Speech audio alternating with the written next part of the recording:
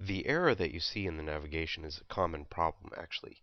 Notice in Firefox, it shows that the navigation is actually below that bar that we have. But if I go back to Dreamweaver, you'll see that it's properly in the bar.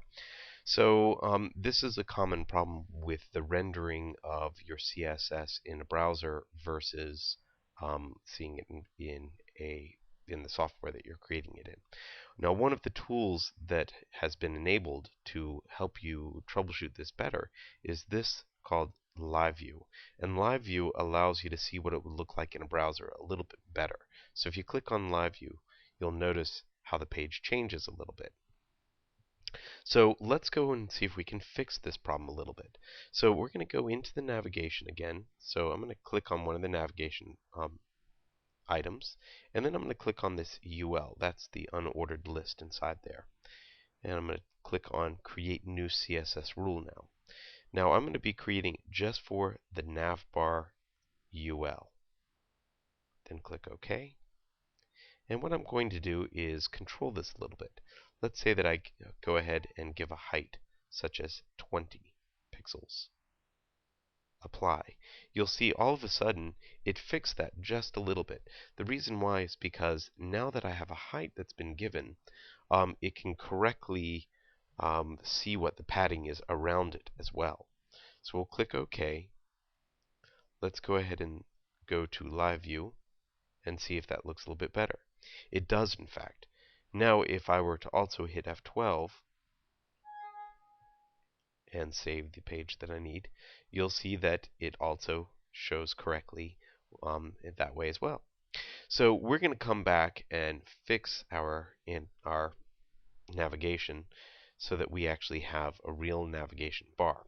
Now, there are a lot of different websites where you can learn about navigation. One of the great websites that you can learn is called the List-O-Matic. If you do just List-O-Matic, it'll be cssmaxdesign.com.au, and you'll see that they have a lot of different types of lists that you can do. These are different types of horizontal lists, and each one is a different setting of CSS styles. So we're going to basically use this type of setup for what we're about to do.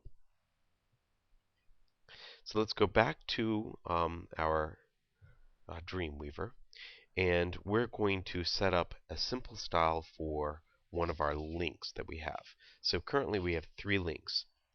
Let's go ahead and do a new CSS rule. Oh, let's make sure that we're on one of those links. So we'll get out of Live View, click on one of those links, and click on New CSS Rule. And I'm going to take out the wrapper again.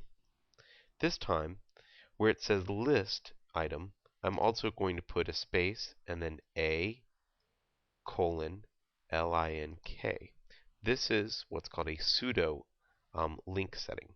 Now I'm also going to put in a comma and then copy and paste all the rest of that so that I can just type it in so that I have what's called a visited state as well. And this will be the #nav bar ULLIA::visited. Now, we don't actually have to have the UL and LI in here for it to work, but it's nice for us to have all of it so it's very specific. So I'll click OK.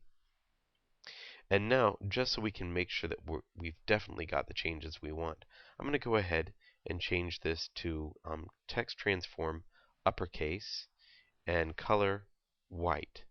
And let's see if that does in fact change it. It does if I click on apply. Now let's do text decoration, none, hit apply. Now the next thing that I'm going to do is give it some sort of background color. So we'll do background color, and this time I'm going to use the green that's there as a default, but I'm going to change it just a little bit. And I can do that over in the system color picker and just make it a little bit lighter maybe. Let's hit apply and see what happens. Now you'll see that it's around each. In order to give it a little bit more, I might go ahead and give a little padding around each, and you'll notice that now I have nice big buttons.